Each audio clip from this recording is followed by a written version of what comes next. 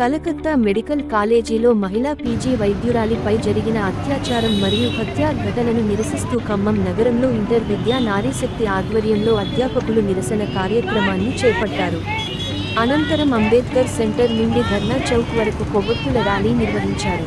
ఈ సందర్భంగా వారు మాట్లాడుతూ కలకత్తా వైద్య విద్యార్థిని వైద్య అత్యాచార సంఘటన జరిగి ఎన్ని రోజులైనా కూడా నిందితులని నిర్ధారించడం గాని సరైన సమాచారాన్ని అందించడంలో అధికారులు వైఫల్యం చెందారని, వ్యవస్థలో ఉన్న లోపాలకు ఈ ఘటన నిలువెత్తు నిదర్శనమన్నారు. ఇటువంటి అత్యాచార ఘటనలు మున్ముందు జరగకుండా ఉండాలంటే నిందితులపై కఠిన చర్యలు తీసుకోవాలని వారు డిమాండ్ చేశారు.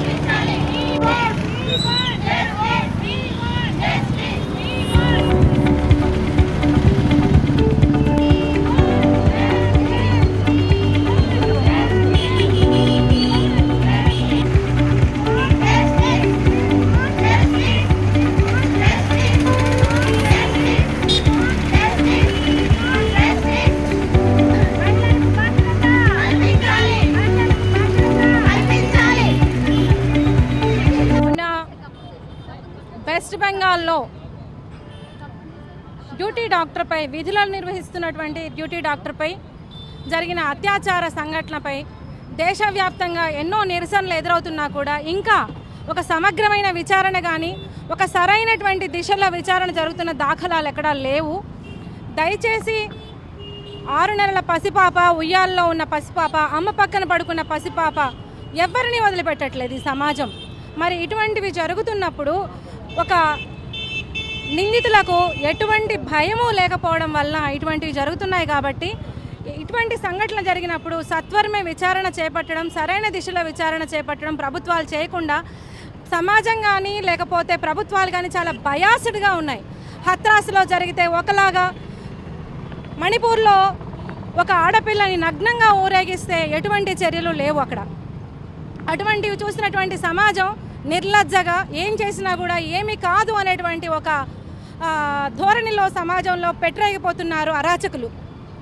ఈరోజు ఆ అమ్మాయి అలా జరిగితే కనీసం ఇది ఆత్మహత్య అని ఒకసారి, లేదంటే ఇంకొక పోస్ట్ మార్టం రిపోర్ట్లో ఈ విధంగా ఉందని ఒకసారి, ఎందుకని ఇలా రకరకాల ప్రచారాలు చేసి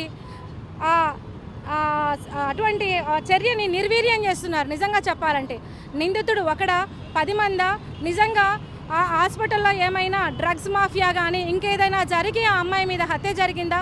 ఇటువంటివన్నీ నిర్ధారించాల్సినటువంటి వ్యవస్థ ఆధారాలను చెరిపేయడం అనేది అరాచకం, అమానవీయం.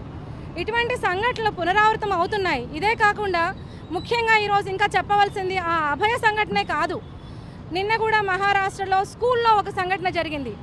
బడులలో, విద్యాలయాల్లో ఇటువంటివి జరుగుతున్నాయి అంటే యాజమాన్యానికి అతి దగ్గరగా, అతి నమ్మకంగా ఉన్న వాళ్ళ వల్లనే ఇటువంటివన్నీ జరుగుతున్నాయి.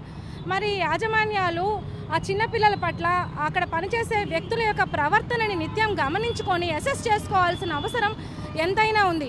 ఎవరైనా కంప్లైంట్ ఇస్తే, మమ్మల్ని ఇబ్బంది పెడుతున్నాడనే కంప్లైంట్ ఇస్తే అత్యాచారం, హత్యాచారం జరిగితేనే ఇవాళ అదొక వ్యవస్థగా, అదొక నేరంగా పరిగణిస్తున్నారు. అత్యాచారం జరిగితేనే నేరం కూడా కాదు, ఈ రోజున హత్యాచారం జరిగితేనే నేరంగా పరిగణిస్తున్నటువంటి సందర్భం ఈరోజు. ఎవరైనా ఆడపిల్లలు మమ్మల్ని ఇబ్బంది పెట్టారు, తాకి ఇబ్బంది పెట్టారంటే అదొక పెద్ద శిక్షగా పరిగణించట్లేదు.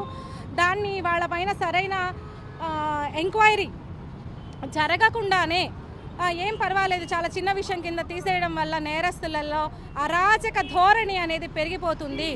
దయచేసి ప్రభుత్వాలని ఒకటే అడుగుతున్నాం, మమ్మల్ని బ్రతకనివ్వండి, మా ఆడపిల్లల్ని బ్రతకనివ్వండి, మా ఆడపిల్లల్ని చదువుకోనివ్వండి, మమ్మల్ని ఉద్యోగాలు చేసుకోనివ్వండి.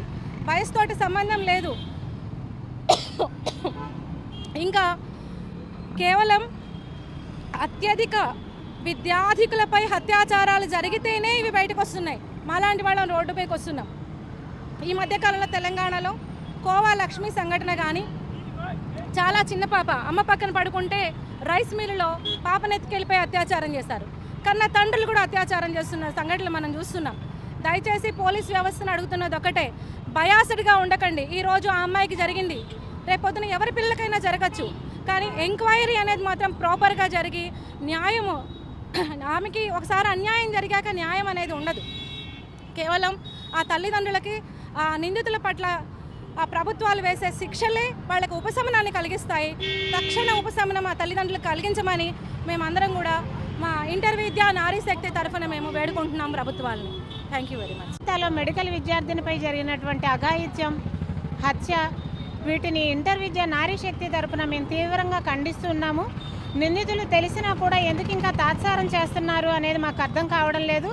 ఈరోజు మహిళలకి భద్రత లేదు అనేది ఇది మరొక ఇన్సిడెంట్గా మన ముందు నిలుస్తూ ఉంది. సో మేము ఇంటర్ విద్యా నారీ శక్తి తరఫున తీవ్రంగా ఒక డిమాండ్ను మీ ముందు ఉంచుతున్న ప్రభుత్వం ముందు. ఏంటి అని అంటే నిందితుల్ని కఠినంగా శిక్షించాలి, అదేవిధంగా చట్టాలను ఇంకొంచెం కఠినతరం చేయాలి. ఈరోజు మేము విద్యా ఉపాధ్యాయులుగా ఉండి ఆడపిల్లలు వస్తూ ఉంటే వాళ్ళకి ఏ విధమైనటువంటి భరోసా ఇవ్వలేని స్థితిలో ఉన్నాం. సో వాళ్ళందరికీ మేము భరోసా ఇవ్వగలిగేటటువంటి చట్టాలు తీసుకొచ్చి మహిళలకి, ఆడపిల్లలకి, చిన్నవాళ్ళకి, పెద్దవాళ్ళకి అందరికీ కూడా ఒక భద్రత కలిగేటటువంటి వాతావరణాన్ని ప్రభుత్వం ఏర్పాటు చేయాలి అని ఇంటర్ విద్యా నారీ శక్తి ఖమ్మం తరపున డిమాండ్ చేస్తూ ఉన్నాం.